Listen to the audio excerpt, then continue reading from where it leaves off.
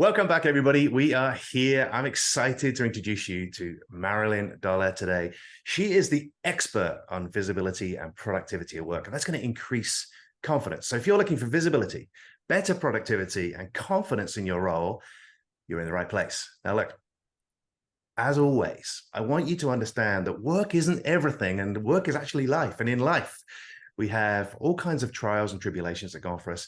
And what's most impressive about MARILYN, and we're going to hear her story today, and we're going to talk about her business and her clients, so you're going to learn a little bit about how you can succeed, is that she's done this mostly as a single mother.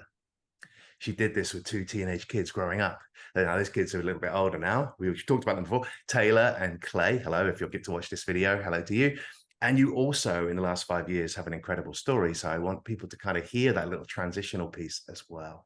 Are we ready to go, MARILYN? Let's go, James. So hopefully all of that true. That was all true. All true. Yeah. Awesome. Blood, sweat and tears, grit. Yeah. All that. So I see you describe yourself as the kind of queen of productivity and performance coaching. You work with women who are looking to be more aspirational, inspirational in their roles and climb the ladder. Is that about right? Yep. Perfect. Okay. So why don't we ask this? Why do you do what you do? Why do you do that? Oh my gosh. For so many reasons. One, I think life's too short to work for a bad boss or be a bad boss. Say that one more time. That's so good to start. Say that one more time. I think life is too short to work for a bad boss or to be a bad boss. Yes. What a powerful statement to start. Keep going. Okay. I am a huge believer in women bringing other women up, in the power of sisterhood, in linking arms and creating a community so that everybody feels like they get to bring their very best selves to work every day. We all have very full lives, and we don't just put them on pause when we come to work. Work is just as important as our kids sometimes. Yeah. So tell me more about that. How? Yeah, I'm supportive of this message. We've seen over the last 50 years a dramatic turnaround in the ability of women to take on these labels and role models and the roles they're expected to play and transform them. And I'm a big believer in, if you're ever going to learn the most amount in your career, work for a woman. And I've said that, and people look at me like I'm nuts, and I'm like, yeah, because I had the misfortune of not having that experience until I'd already been at work 10 years, and every person I worked for was a guy who was operating by the old managerial standard. So tell me more. How do you lift these women up? What are the things that you're doing to create this kind of empowered experience so that any woman that works with you is able to kind of get this result or this outcome? I love that. I love that. So James, as you know, I'm a high performance coach through Brendan Burchard. Yes. So we have a very specific 12-week structured program that we go through. Yeah. Cool. So I combine a lot of different things. So I have a certification in the neuroscience of a woman's brain. I have my certified high performance coaching that I've been doing for 4 years. Yeah. I've got the life coach school certification where I've learned to hold space. And I kind of mash these all up, plus all the things that I'm always reading some books. And I think putting that together, holding space and teaching, upskilling women, and infusing community, those are probably the biggest things. The other thing that I've learned is many women don't have a peer that they can process with. Like they'll go home and process with their husband, or they might process with someone who works for them, but they don't really have a peer that they can riff ideas off of, that they can get confidence, that they can get real feedback, that they can get maybe some hard feedback from, right? Yeah. So I'm a big believer in that. That's wonderful too, because one of the things that I see in male environments, so my groups are split, men and women, but for the men that I work with, what I absolutely observe over and over is they have no friendships. No close friendships where they can trust an individual with absolutely everything and get the feedback. And you know what's interesting is when I asked them to go and have a conversation with their pseudo friends, the people they're acquainted with, who they've grown up with over their life, I asked them to go and have a meaningful conversation about work, career, and aspiration and growth. And it falls flat really quickly. But what comes up is the man on the other side also believes that they have no friends that would talk about them at this depth of level and really get to know who they are. Mhm. Do you see that? So that's my question. Do you see that we're, and you know, I'm married, so I get to see what goes on with my wife and her social group. Do you see that with professional women too, that they actually have an absence of that community? And then when you establish that community and belonging, you see a dramatic turnaround in events for individuals. Yeah, I mean, it's a great question. I see it, especially for women who are at the executive level. They have poured their heart and soul Yeah. into their career. And friendship takes work, just like a marriage. You have to be putting infused drops of love and care and attention, just like you would a baby, to grow this friendship thing. I mean, I've got friendships from college, right? We're friends because we've known each other for so long. Not that we're, always pouring into the relationship. And then I have friends of people that I pour into, that I could tell my deepest, darkest secrets to, and they would still love me and still support me and lift me up. Mm. The difference between having those friendships and having a coach is that a coach can also give you some tips on how to fix it, how to solve it, and consult with you, as well as coach you to say, what other thoughts could you have? What other actions could you take? Yeah, I love that influence process of get people to see those own ahas, their own distinctions for themselves, you know, so through asking them questions. Yeah, that's good. So you talked about your framework, and yeah, certified high performance coaching I know has, you know, kind of 6 pillars to it that people can work through a 12-week curriculum and go through that. I'm actually a graduate of that, so I know what it's like to be receiving that kind of coaching. Uh, so that's fascinating, is it? I was going to ask you another question there, but why don't we shift gears, because I want people to kind of see a little bit more about the client pool. So maybe, yeah, I will ask that question. What's a tip then for somebody who's trying to create these relationships, but is, Mm, you know, it's like the opposite of confidence is they're acting without trust. You know, mm. confide is with trust.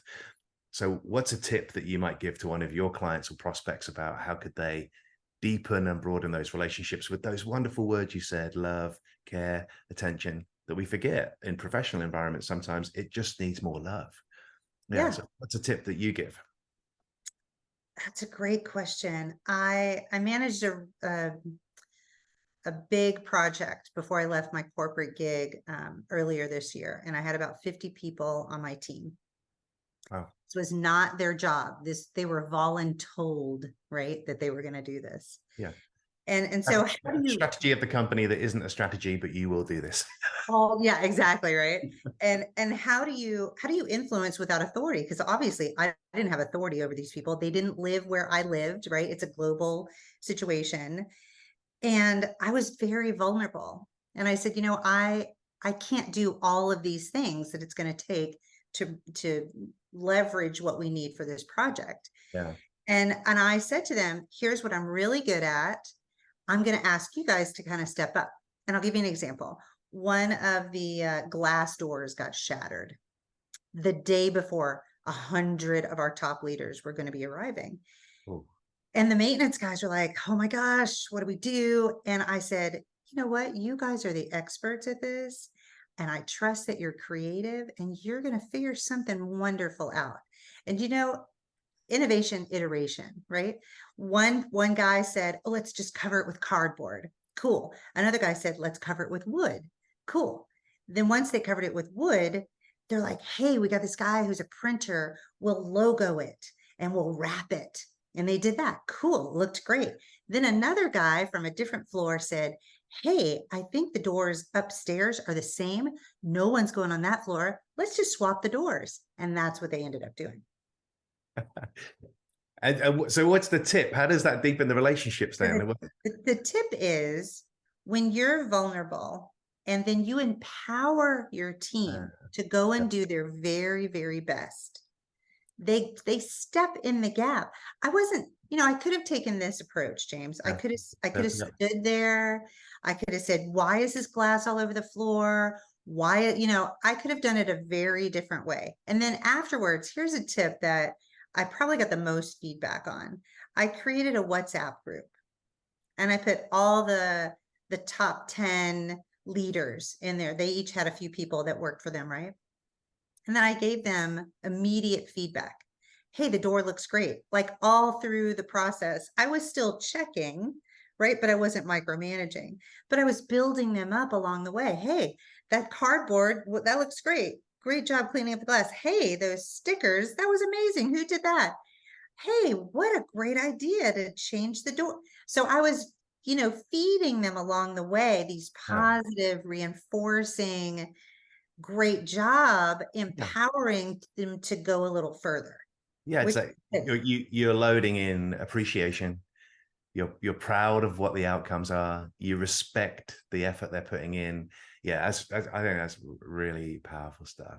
All right, well, let's shift your business. I want to know a little bit more about what you do. So why don't I ask it this way? What is it? What are the ideal clients for you? Who are the people that you warm with, connect with, come into your community, spend the most amount of time with you? Maybe perhaps describe that. So for anyone watching, and this is primarily targeted at women, but listen, you don't have to be a woman. You can be the outsider. But tell us a little bit about your ideal clients and what would be the best person to join your groups. That's a great question, James. And you're right. Primarily, I do coach and train women. I do have a couple of guys, but we train the same. We need the same things. Many times, I'm coaching executive level women or men who've gotten to a place in their career, and now they're kind of looking around going, okay, what's next? Now I've gotten here, I'm at this bar, maybe you're a senior VP and you've been in your role 6 years. It's time to start looking around for sure. Yeah. Maybe you're a CEO. I'm coaching a couple of C-suite executives right now. They're both looking to sell their company. What do they need to do to create that runway? And what is their passion once they sell it? What are they going to do? What are they going to transition to? And the skills that got them here to build this company up Yeah. are not the skills that they're going to need to sell it, right? And there's a couple of other people that I've coached who were at the CEO level, and they're like, okay, what's next? Could I be a CEO for a bigger company? Could I start my own company? And many times, this is going to sound funny, they're looking for permission. Yeah. They just want to know, is it okay for me to let go? Is it okay for me to climb to the next piece? What do I need to know? What are the skill sets? Right? So we talk about courage and influence and productivity and don't check your email until 11. Like they hate that one, but that's where they can get their block of time in for their projects. And many executives, they don't have that. They're Yeah. just always going, they're always busy, they're always doing instead of taking So that step back and leading. I hear you there on their permission. So what is the mistake they're making? So up until that point, what do you think is the biggest mistake that these individuals make Yeah, I think they before they stay. have before they have their own realization is, Yeah, I'm looking for permission or I'm actually looking for a coach. What is that? What's the biggest mistake? I think they stay too long. I think they've been in the role too long. I think 3 years is the max. Yeah. Say that And one then more time. How long is the max? I think 3 years is the max. 3 years is the max. Yeah. Now, some people are going to be freaking out because they're going to be saying, hey, I've been in my company 10 years, 15 years, and I'm in the same role. Perhaps kind of elaborate. What do you mean by 3 years is the max? For what specifically? Yeah. Oh, it's a great question. A lot of people that I've helped, they don't want to leave their company, right? Let's Yeah. talk about golden handcuffs. Let's talk about the great pension, all the benefits, the network, how to get things done, right? Hmm. But you can't really thrive in the same role much past 3 years because There's a cycle, and you'll start to feel it. I just did this a couple of years ago. Why is this coming back? Right? I'm now working in this team and I've outgrown them. I need something new. I need something. We as humans, we need challenge. We need novelty. Our brains get bored. Yeah. And I'll tell you what a lot of people don't know. Here's a secret. When people get bored, they start doing dumb things. So this is where I've seen executives start having affairs, start staying out too late, start adding on some nefarious trips that they probably should, right? They get in Yeah. trouble. They're like teenagers. And Mhm. many times they don't have a backstop. There's no one telling them you can't do this. Yeah. Sometimes that's where a coach can come in and say, oh, let's redirect. What could you do with this energy? So it's very much like being a single mom raising teenage boys many times. Yeah. So that concept is great. You know, I took a lot of the challenges that people have when they'll come into my environment, for example, is they just stop being themselves. So they're still doing the job. They're grinding their gears. They're going through the motions. They're turning up every day. They're getting paid handsomely. Mhm. So in their mind, they can't figure out what else could I do that could replace this salary so I could be myself again.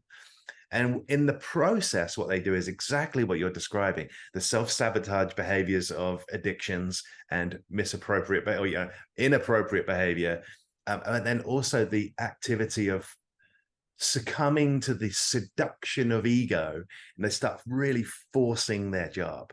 And when they're forcing it, they're doing these things that are upsetting people. I am guilty of this. Elbowing people out of the way when what you're seeking is power and prestige and your ego's running the show. You don't realize you're actually fast asleep, unconscious. How does that show up with some of the, you've got maybe a favorite client story, somebody who came to you in this one position of seeking permission, inappropriate behavior. Don't name any names, by the way. And then perhaps talk us through what were the one or two distinctions you saw, and then the outcome. I'd love to hear a kind of transformation story from you. Yeah, for sure. I had a female CEO that I was coaching, and she had been the CEO for a few years, and she was doing pretty good, but she had hit all the bars. She'd hit all of her goals. She's a very high performer, and she's just kind of looking around going, what's next? But her staff felt like she had kind of checked out.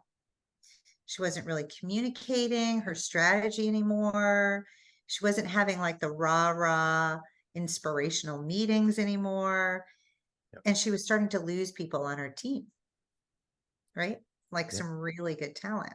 And she didn't know kind of how to pull it back. And so we coached a little bit, and it's exactly what you said. She was just grinding, doing the motions, going through her day, checking the boxes, or so she thought. But she had a teenage daughter who was entering high school. Okay. And that kind of was changing her rhythm, as teenagers do, right? And so she realized moving forward, she's like, I need a change. And I said, well, let's talk about that. And so we got to know each other pretty well, and I was coaching her, and she said, I think I want to move on to do something bigger.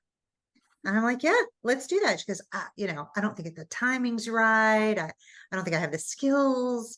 And so we coached, and I trained her, and we went through the modules on courage, clarity, influence, productivity. And we switched her schedule around to give her more space so that she could start processing what she did want to do. She could start dreaming and visualizing again. Your brain gets so inundated with all the tasks that you're doing. We also Yeah. worked on her energy. She started to get better sleep. She started to exercise. She started taking more supplements so that she felt ready for the world. And then she said, okay, I think maybe I'm ready. I'm going to try to interview with this other place. I'm like, yeah, I absolutely think you're ready. She was Yeah. kind of looking for that permission, right? And she did interview with this other company that was a much better social mission fit, if you will. It was a Yeah. more um, female centered, empowering product kind of company. Yeah. And yeah, she got the job. She transitioned and she's super happy. She doesn't have to work as hard. She's closer to home. It's a global role, but it's in her country now.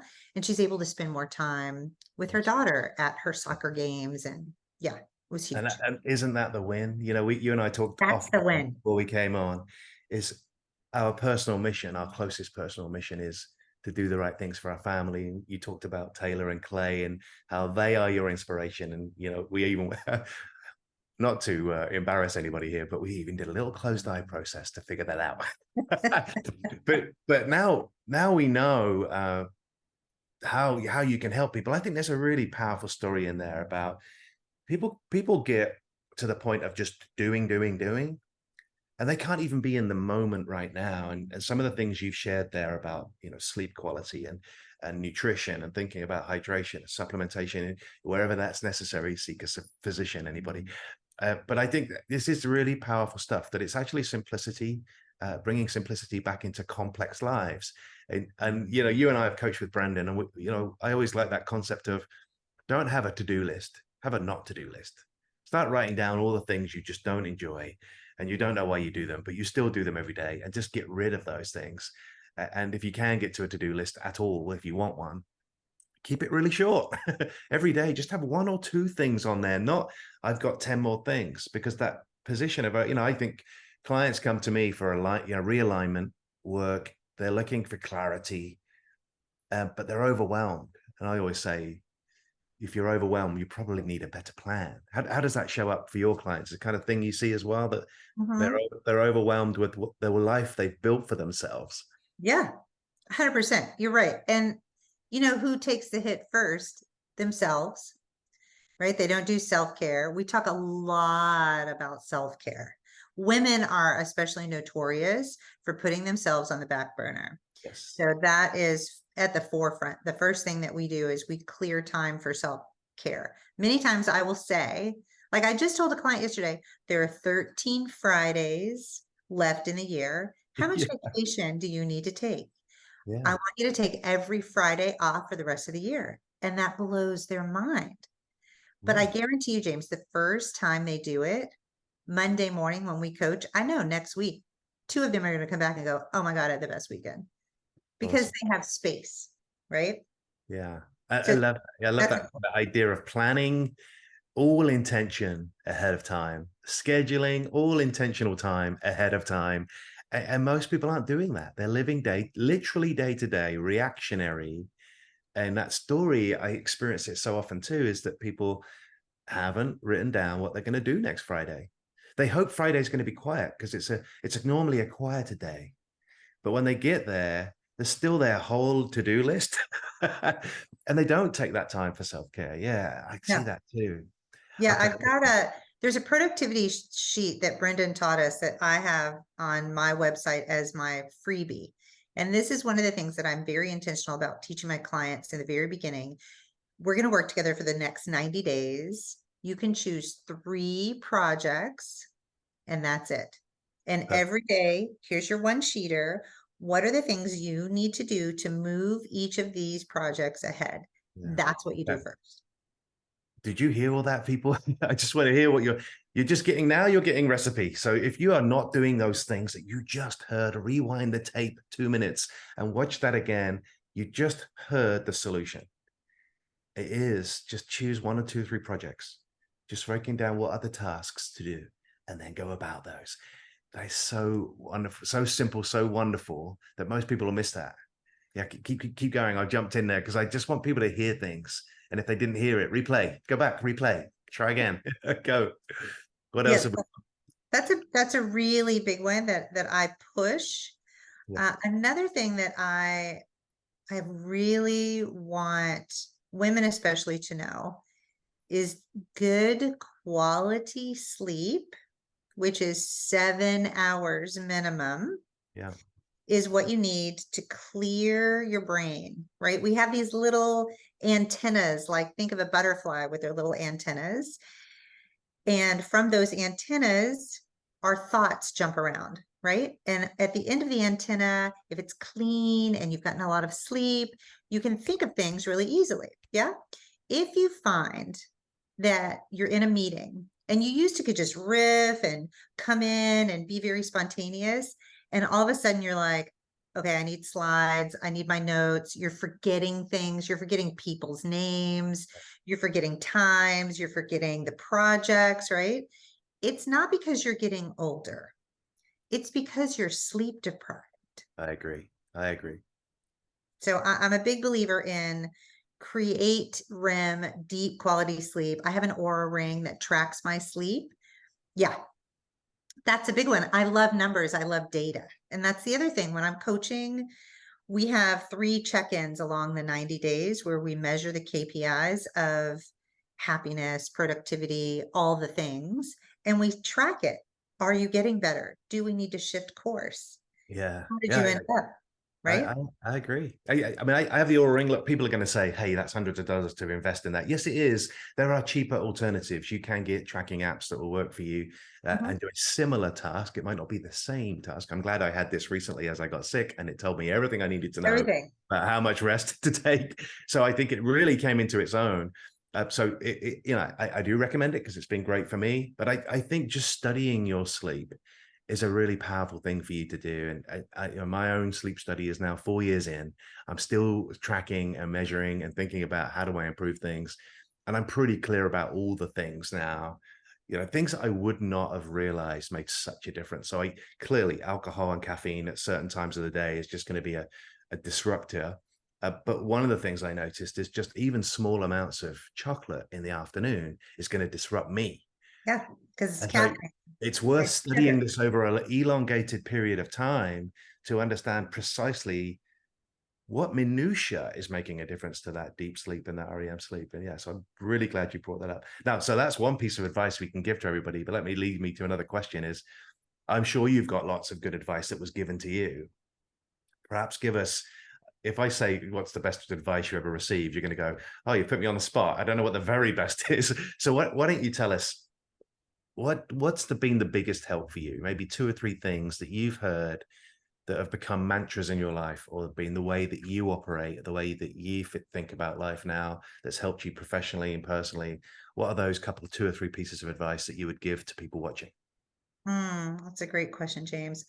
You know, back in 2017 was my first taste of coaching.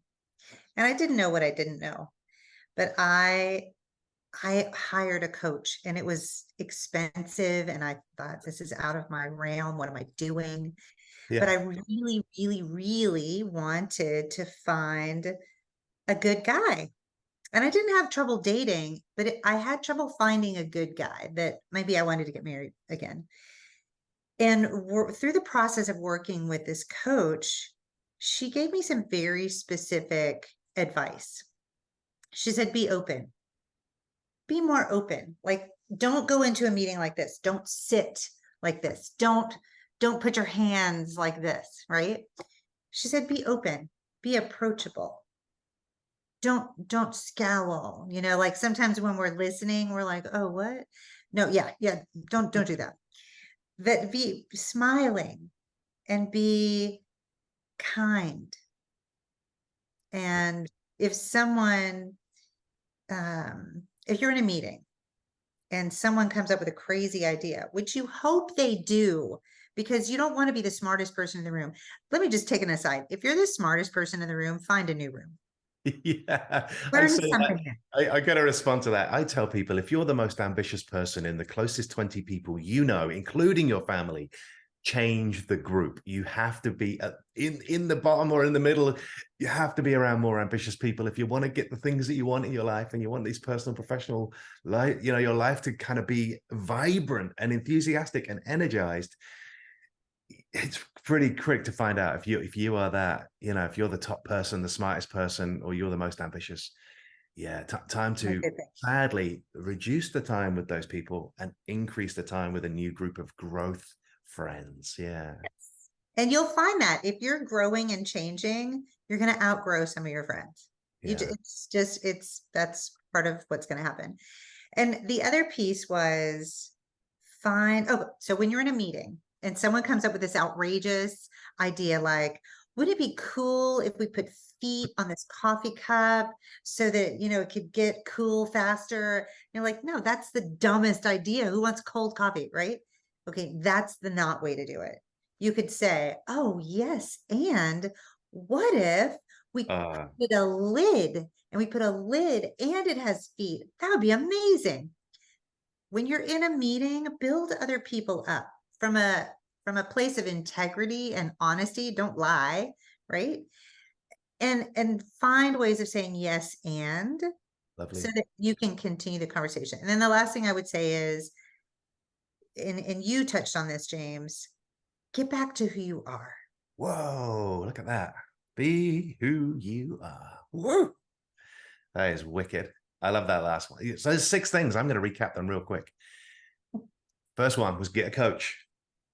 This is Marilyn's story. It's my story. How do we transform our lives to be more ambitious, more inspirational, more motivational, more aspirational, to just experience a different level of freedom and liberty that you may not be experiencing right now? If you go to Marilyn's website, we're going to give you that before the end. You'll see on there growth and fun and family are at the forefront of everything she does.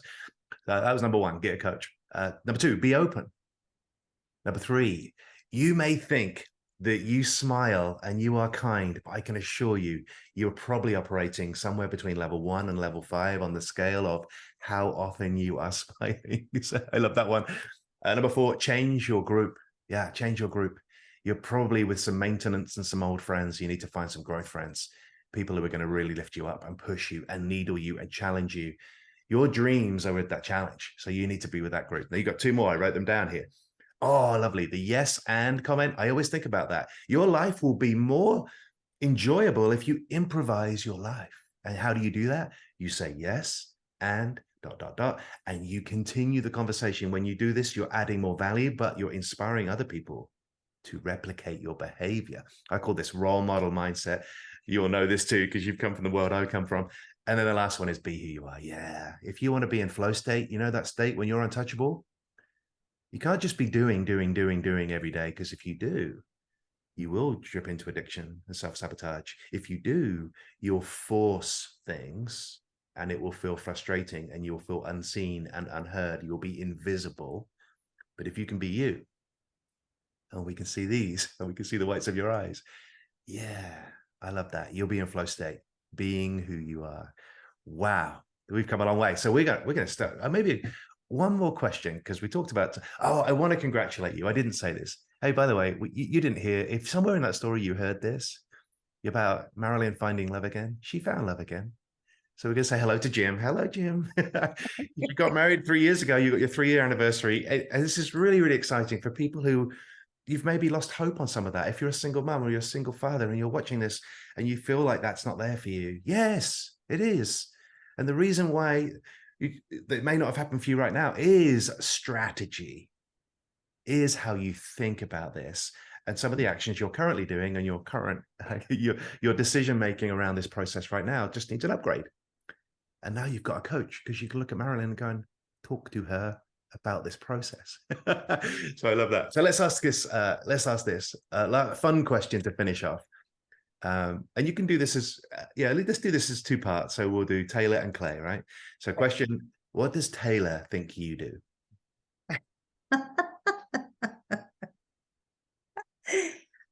He thinks that I'm just talking to my friends all day. So he sees you having fun, talking to your friends all day. Okay, what does Clay think you do?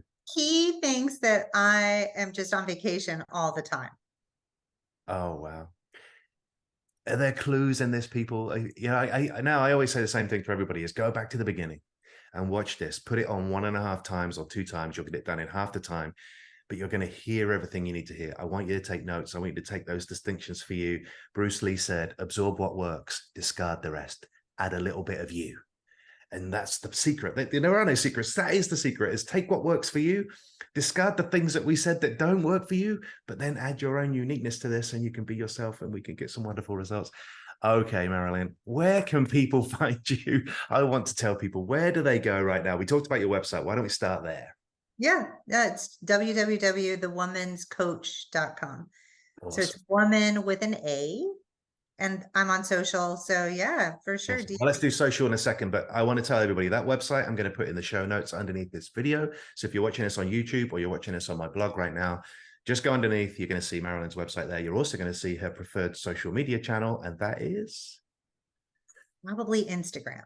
Instagram. There we go. So we've got Instagram, but I'm also going to put your LinkedIn profile down there too for business professionals to contact you. So we've got everything you need there to contact Marilyn. If this has been useful for you and you're a female right now, a woman in business, and you want to try to dramatically transform your life, I think there's lots of lessons by rewatching this. But there's an even better lesson to go and have a free consultation with Marilyn. She's not going to charge you anything till you figure out if you two are the best friends who could ever work together. But then if you want to invest in that, and I recommend that you do, move that forward, take this decision, take it seriously. Think about how you can raise your productivity and performance. Think about what we said at the beginning. Marilyn's the expert in visibility, you becoming more visible, but more importantly, you having confidence so that you can get the results that she shared with us today. Some of those C-suite executives, senior vice presidents, people she's worked with who've got incredible transformations, but they had to make a decision first. And fast decisions will always reward you. The best investment you can make is yourself. Marilyn, thank you so much. I've loved this. This has been awesome. Thank you very much. We'll say goodbye, everybody. Bye.